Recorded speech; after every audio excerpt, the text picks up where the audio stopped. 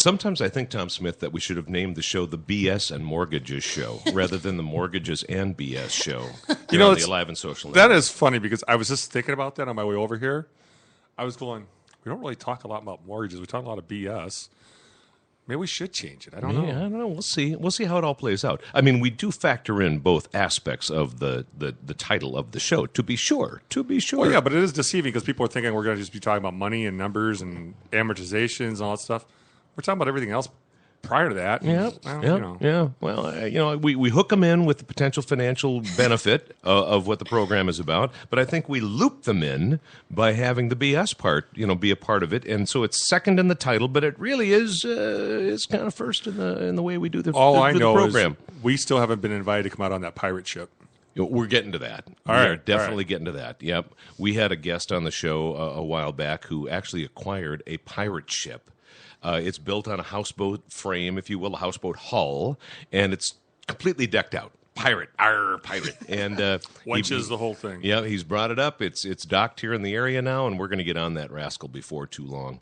We'll make sure of it. And Miss Shannan Paul, you could choose here. You're our guest today. Good to have you on the program. Thank you very much. You could choose your pathway. You could be, pirate girl, pirate lady, or you could be a wench. I am a rogue. I am no one's wench. There you go. No like one's that. wench. I'm liking the way this is playing out already. If I'm going on a pirate ship, I have my own sword, and it can help protect the rest of the people. So I am not. Get your own mead. I totally baited you. Yeah, you knew I was not. I'm the wench. Exactly. She's gonna make us both walk the plank. You know that, right?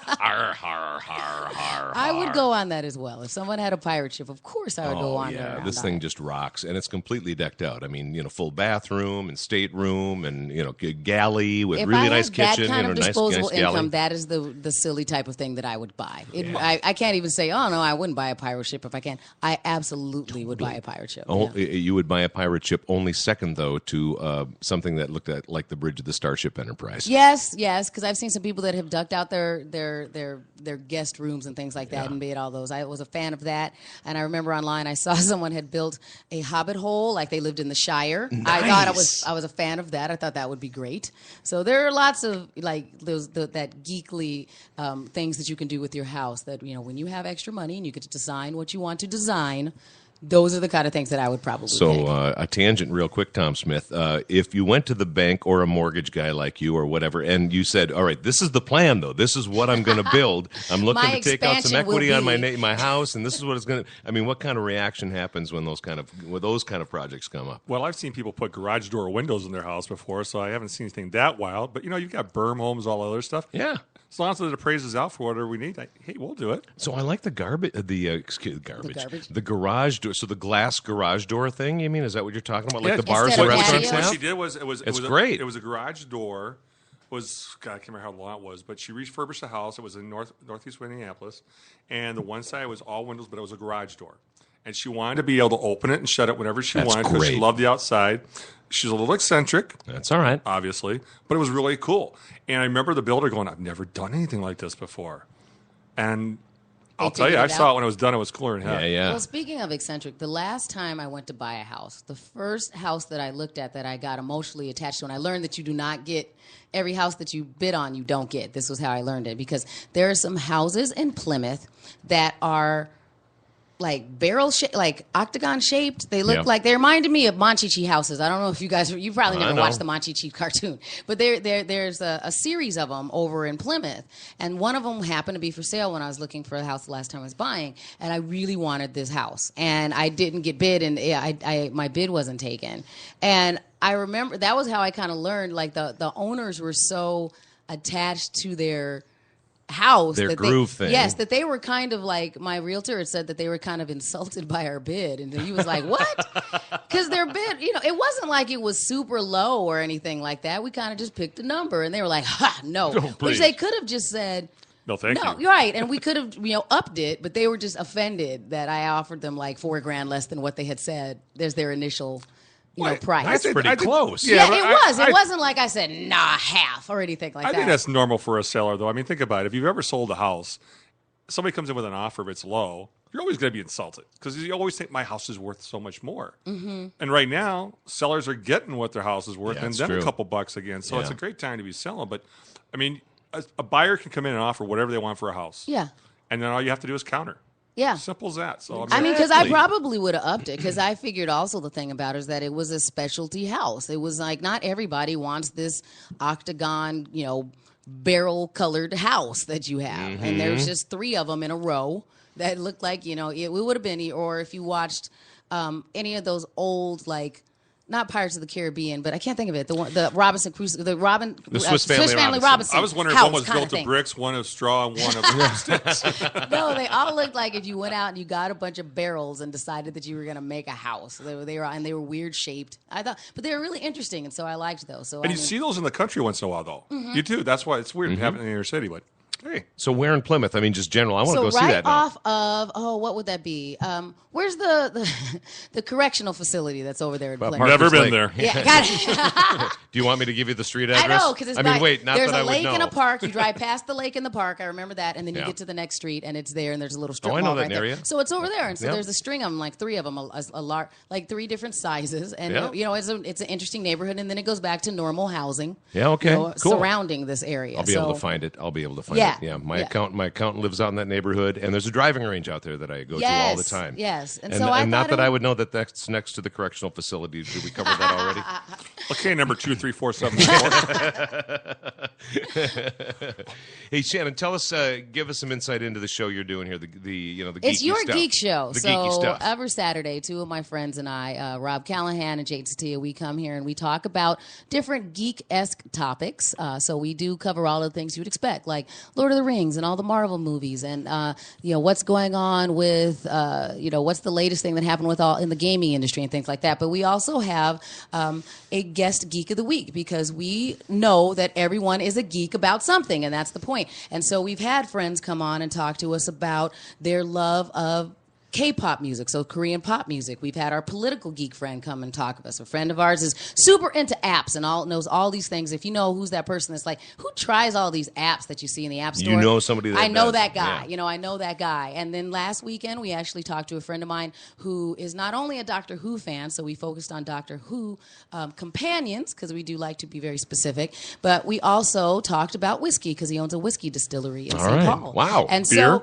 so whiskey, not beer, whiskey. So, if you want to know about liquor, kind of thing, then he knows. And it was fascinating. And that's what we do, is that we try to showcase and let people who have a particular geekly heart in a regular area shine. Gotta be geek of the week. Exactly. And so there will be lots of opportunities for both of you gentlemen to come on our show. And it was weird, too.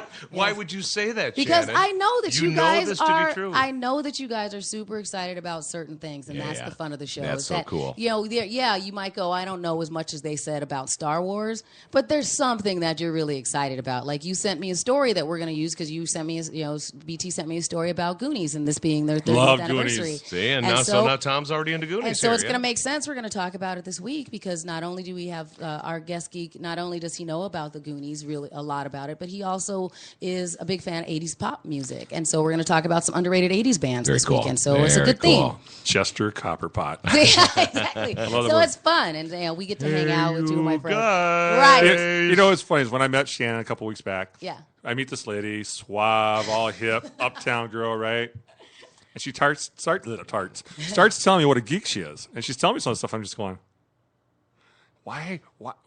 I mean, I was really baffled by it. Why do you know all that stuff? But I mean, it's like my son's the same way, and we talked about our kids a little bit. My son's gonna be 25, and he's a total geek. I mean, X-Files, all the different Pikachu things, and all that. That was his era.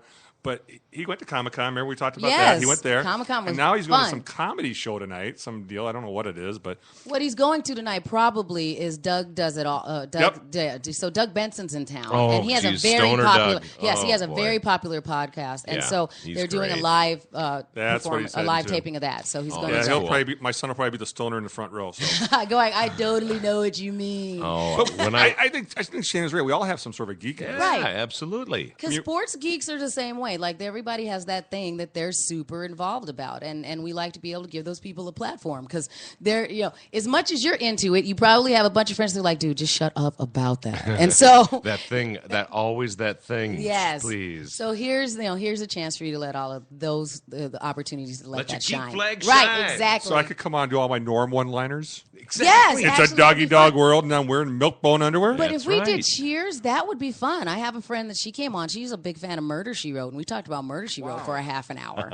And so, because that was something that made a difference. And then Murder, remember She that Wrote. one when Jessica did this? Completely, Yeah. and talking about whether it translates to current time, like could it do the same thing? But Murder She Wrote was, a very for its time period. It's like it was very innovative because you didn't have a female lead, especially of an older, of older stature, An older like she was. demographic. Yes, exactly. And the fact that Angela Lansbury, who was just a fantastic person, just came And a out great and actor. just Yeah. and Broadway and everything else. Too. Yes, and then she's God, like, yeah. no, but I haven't done TV before. I want to do TV, and that's Yeah. why she wanted to conquer it. As she said, I wanted to conquer that beast. That's so cool. And then she ended up producing the show eventually. Right, and so it was, and it had a long run, and so And it was fun to funny, talk about too. it. Right. Yeah, It was a good I show. love the fun parts. They tried Yeah. to get that to save.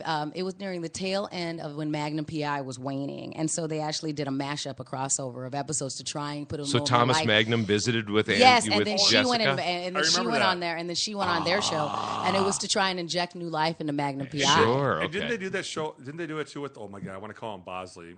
Tom Bosley. Yes. he had that show, and they didn't do some crossovers there Yeah, as well. so that was the show that they'd use to kind of like boost the ratings on other shows Okay, on the network for gotcha. a while there. So see, you think you were just joking. We could talk about Cheers, but with them, there's lots of people that would love it if we talked about Cheers. So I will put that on. right. I'll put that on the calendar. And It's on the BT Your Geek Show list. Yes, and I was thinking about because I know BT can come on the show, but you'd be one of those people that we'd have to go. Give me a list of things you want to talk about. We'll narrow it down, and then we can rotate through them eventually. Because I know you have too much. Like BT is like that. He's my friend. That's that Renaissance man because he has too much stuff going on in his brain. So it's like just pick a thing today, and then we'll talk about the other ones. We'll table them and come back to them down I the road. can't wait for the medieval falconry show. See, and that would be fantastic. And that's the funny part about BT. I mean, you're a really great guy, but God, you know some dumb stuff. Yep, I know a lot But about I don't King think stuff. any of them's dumb. It's because I'm the same way. Well, no, I I have am a too, random but- collection. It's like, why do you know that? I just do. It's And- a well-known fact.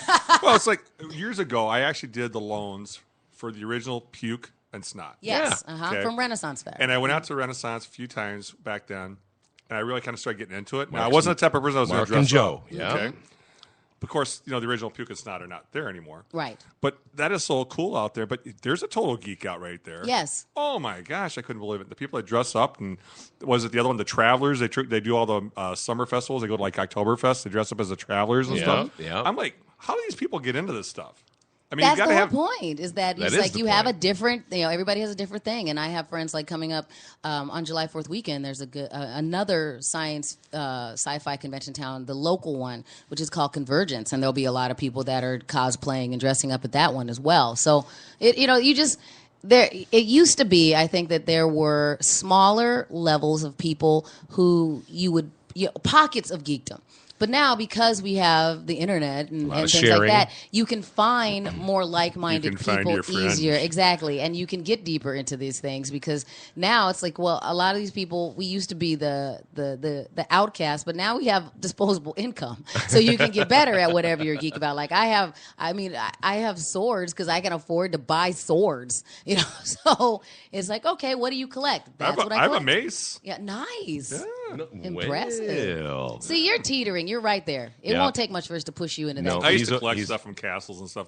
I was kind of a geek in the old days in college. We used to dress up in the ugly shirt, a Hawaiian shirt that was the ugliest shirt you could wear, just an right? ugly one, yeah. Ugly one. Like the They were ugly sweater thing Yeah, that's there were going like on 10 now. of us. Every weekend we go out, we wear our ugliest Hawaiian shirts. Now when you look at my closet, you got my really nice Tommy Bahamas, and then you got these ugly ones.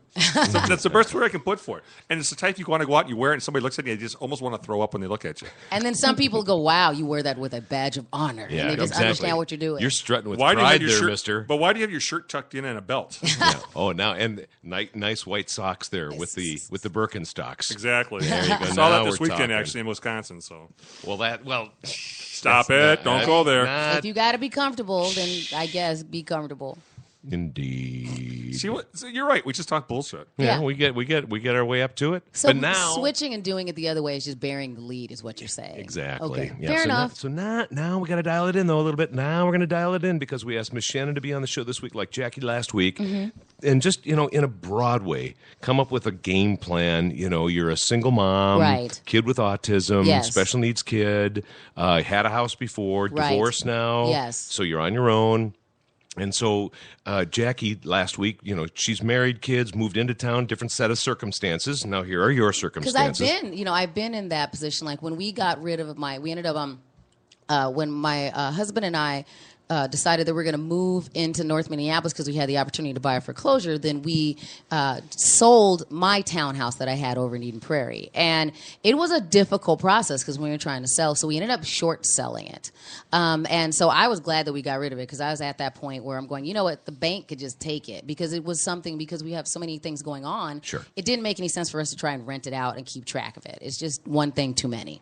So I did end up short selling it, and that seemed like a fine decision at the time, and everything made sense. And so now I'm renting, and I'm at that point that I could start to look at buying again, but it definitely doesn't have to be a rush for me because I feel like I got burned on my house before. I thought I went into the market for the right reasons. I was just to that point that I wasn't getting my renter's credit anymore because I made just enough money that I wasn't getting a renter's credit. Okay. So I went out and bought a house. I thought I bought well within my means, even though I qualified for these ridiculous loans. Of course, I was you like, did at that sounds silly. Yeah. Why would you give me that much money, and why do I need that much house? $632,000 Yes. could be I'm yours in a home. Right. It's like, I don't need a 6-bedroom home. It's just me. That's silly. So, I thought a very reasonable townhouse, and then still ended up losing a lot of money on it. But again, at least it was a short sale, and it wasn't just a foreclosure all the way. And, I am to the point now that I could probably, it's like, well, what's the process now? What do I look like? Where do I start? Like, has the process changed now? Like, do I need a bigger down payment? I don't even know, because it just seems like, well, I got burned last time. Why would I even start any of that stuff? And you and I talked about that a little bit a couple weeks ago. And what's weird about like the short sales of foreclosures, I mean, they affect everybody negatively when it happens.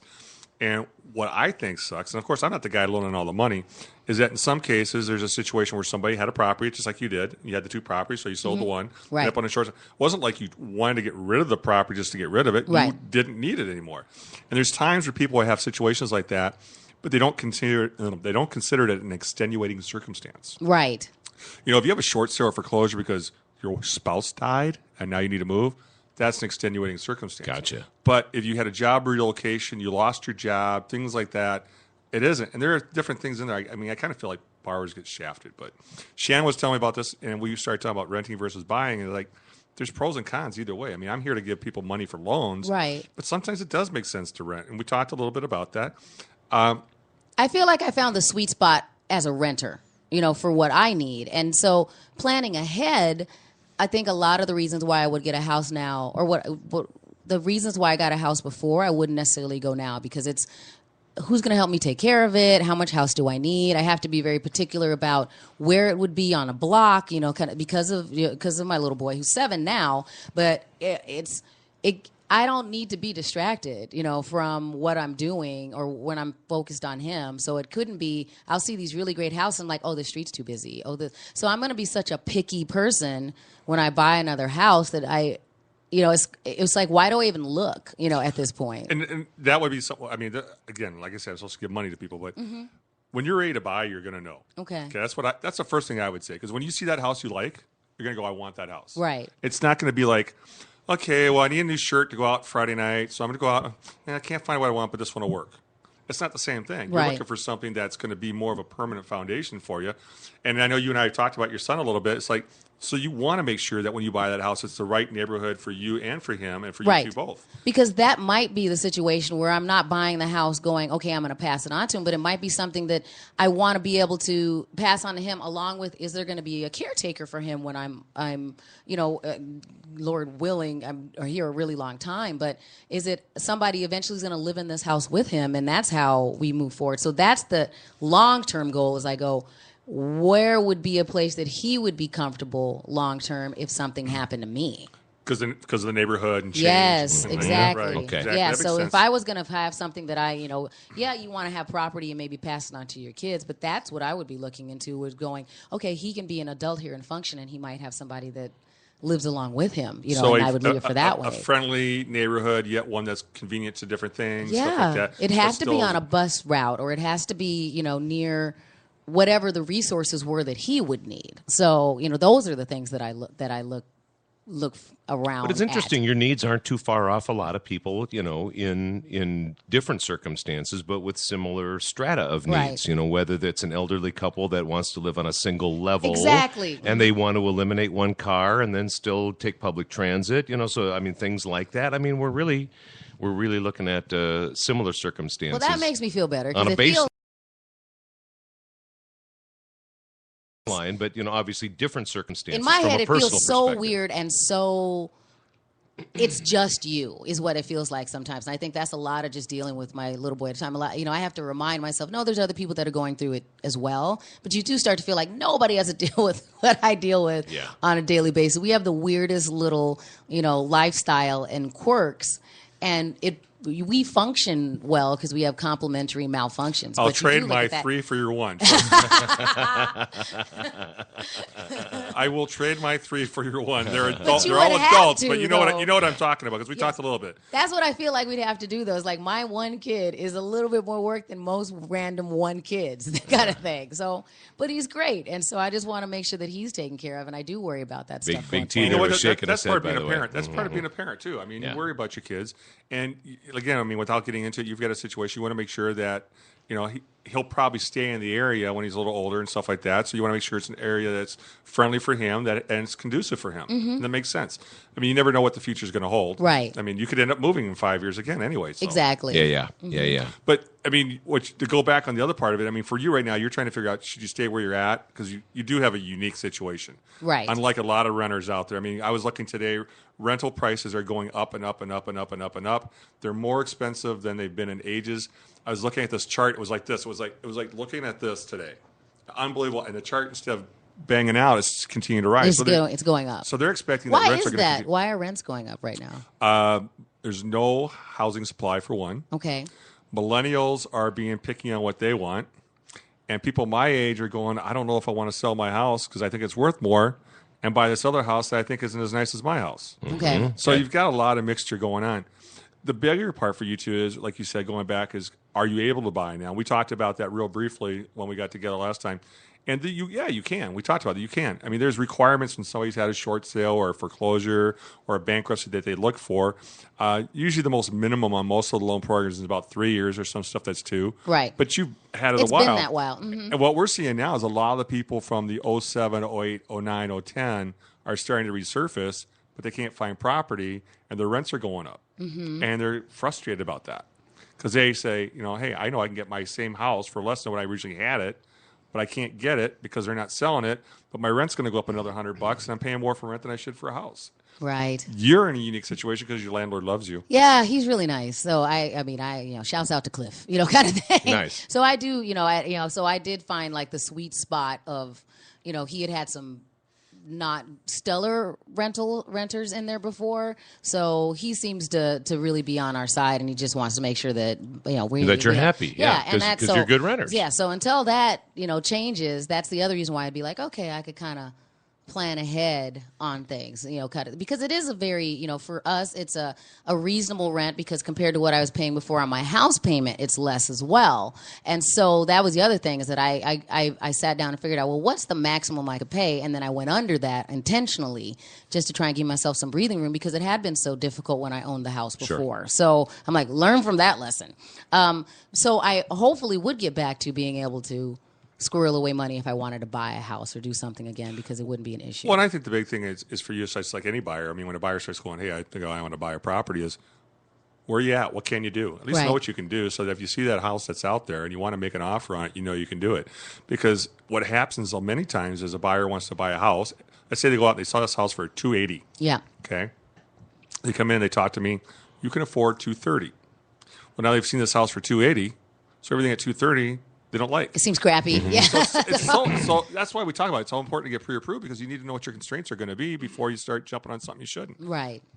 Now, for Miss Shannan, what is sort of some strategy things that she could do just to maybe set the stage so that if there is a time to jump a year from now, right. 18 months from now, 2 years, who knows, 6 months from now, who knows? I mean, what are some good things for her to do right now, given the short sell background on that previous property? We're not going to ask you about your income or anything right now, but the point is... I've got all that. You want it? I'm pretty easy to Google. So... Well, I think, I mean, if I was thinking about it, so and again, whether she does something or not, it's up to her yet, but I'd want to know at least where I stand now. In other words, okay, I'm thinking about doing it. It could be 6 months. It could be 12 months. What's good? The information we find out now could change over that period of time anyway. Right. But at least you can take your present situation and figure out, okay, my credit looks like this. Get a my income baseline. looks like this. Yeah, okay. Get a baseline. Because what's going to happen in 6, 12 months, it's going to change. Your taste might change. Your thoughts might change. And you have to update some of that stuff. But at least you have an idea. Right. The other big piece that you can do in that interim is make sure you're making your payments on time. Mm-hmm. Don't have any lates. And the other one is save what you can. I mean, don't sit and eat hot dogs just to save money, but try to put up a couple bucks away here and there. I mean, right. whether it's $50 here and $50 there. I mean, that's the big thing you do. Mm-hmm. Credit's the most important. That's the one. That's the biggie. I mean, so the big deal. Because what I wondered before, does it look better since I got rid of the house, which in my opinion was the biggest, if you looked at what my debt was, that was my biggest debt. Was the house. And so I should look at my credit because I haven't in a while. But in my head, it looks better now because I don't have as much debt. Like, how does the house look in the mix on your credit versus anything else? When you look at somebody's credit report, this is what I do. Mm-hmm. I get a credit report. First thing I do is I look at the 3 credit scores. Right. Look what the middle score is. Then I flip over and I look at all the good credit and I look at the bad credit. And basically what you do is you isolate what's out there and when it happens. So if you have negative credit, there's certain things you go back certain time periods on to see if it's outside that time period, whether it's a judgment, bankruptcy, whatever. Then the next thing you do is you take a look at if there's collection accounts, stuff like that, what time period they are. Bottom line is we're looking at somebody reestablish their credit. Right. Things happen in life. You're looking for credit abuse. So outside of all the big stuff, we look at the last 2 years, and then we look at the last 12 months. So if I had it, which I don't, if you had a ton of credit cards and you just didn't pay your credit cards and you had all of these things that you defaulted on, I would say keep renting. Okay. And then I would say let's get you in a credit repair program, which we can do as well. Yeah. Because and we've had it happen. People come in and they don't. Some people really have no clue what their credit looks like. And part of me is kind of like, how could you not? Okay, I'm sorry. I mean, because if I'm making late payments, I'm going to be getting letters. I'm going to be getting phone calls. How could you not know? But okay, but after the doubt, here's where you're at. This is what you can do. You want to buy a house, this is what we're going to do to get you there. And that's what we do with these people is we put them into a credit repair program. They pay by the month for it. It's set up through a company we work with, not a big company which charges like $1,000. They pay like $25 a month. We have a target on there. And when they hit that target, we're able to buy a house. So let's say it takes them 5 months or 10 months, whatever money they just spent to get there. Right. We credit them when they go to buy a house. Oh, wow. So they put the skin in the game so they can buy the house. And then we reimburse them for basically, hey, way to get an A. And now let's get you in the house. Yeah, that's great. That's a really great program. That's how you look at it. And some people's credit, I mean, I've seen some doozies I have. Yeah. But it doesn't mean they can't buy a house at some point in time. The longest I've had with anybody to get them to a house was about 18 months. Wow. Okay. And even that's not that long of a time. No. Really. And their credit was bad. They had 14 pages of judgments and liens from family members. Wow. Family members, nonetheless. Wow. Yeah, that is a big wow. Family members. That makes me feel like I'm not that bad. Christmas was uncomfortable around there. You know. And Thanksgiving as well. They're like, you not only did you not bring the potato salad. No thanks or giving for you. I mean, we have given enough. That's right. I mean, you're going to see. I mean, I know. Well, I shouldn't say nobody's perfect, but you're going to see lates on credit report. I mean, we all know people make mistakes. Yeah. I mean, it happens, and sometimes there's extenuating circumstances. But let's face it: how many 21 and 22-year-olds went out? They got a couple credit cards, charged them up, didn't have the income to pay for it. Then about 24, 25, they get a job and they start fixing it, right? Right. And then about the time they're 27, I mean, they can get it. I mean, my brother-in-law was like that. My brother-in-law had a whole bunch of credit issues when he was younger, and he fixed it all up, and now he's got like an 810 FICO. Probably was like about a 410 at one point, but he's got an 810. It's just a matter of just maturing sometimes or understanding it. And part of that's our own fault because we're so quick to hand out credit sometimes. Yeah.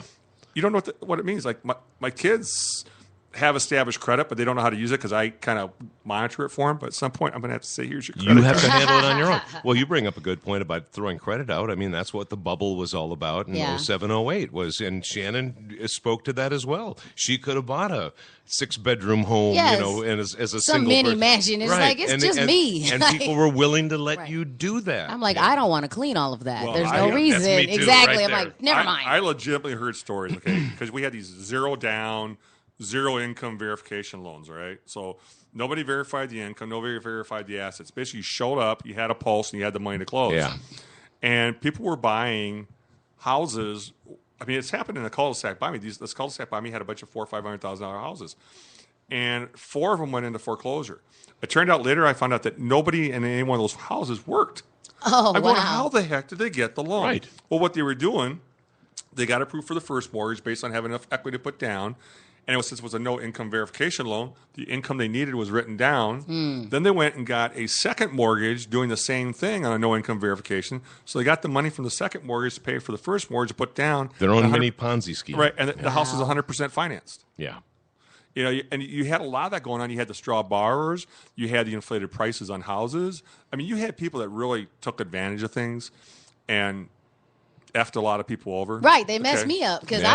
I did the opposite. I went and found I'm like, okay, thing that all I worked. need, and I was like, and it was enough. It was it was a little 2-bedroom, with a little tucked away office that I had. You that were was like close one to of work. 10% of the people. Right, and at the time I only paid $212 for it, which seemed really reasonable because compared to what everything else was going for at the time. This townhouse over in Eden Prairie, and then I ended up having to sell it for like $150, and that it hurt my heart a little bit. It was really mad, not that Absolutely. just because I thought that I didn't. I thought I did a better job of not overpaying for it. And that's why I would come back and I say there's people that are getting penalized that shouldn't. It's kind of like how one bad apple ruins the bunch.